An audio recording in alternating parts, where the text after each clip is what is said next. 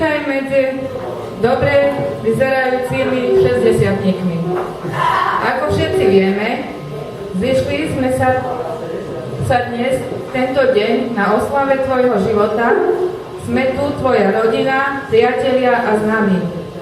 Každý z nás určite vie, aká si, možno vie, alebo len tuší, aký život si prežila, čo všetko si zažila, dobré aj zlé životné skúsenosti. Ale nikdy si sa nevzdala, vychovala si sama 4 deti. A každému z nás si dala materinskú lásku a pochopenie. Za to ti, mamička, ďakujeme a vážime si, čo si pre nás spravila, ako si nás vychovala. Prajeme ti ešte veľa krásnych liet, nech si zdravá, šťastná a stále usmiatá.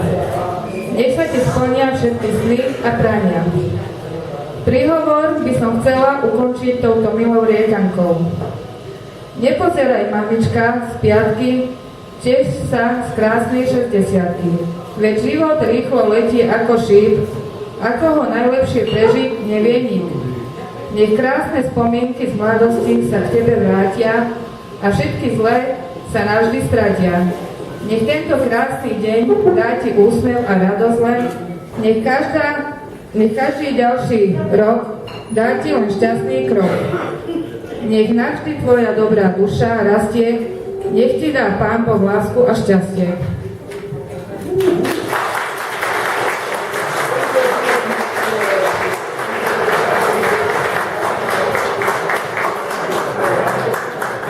Ďakujem za prianie.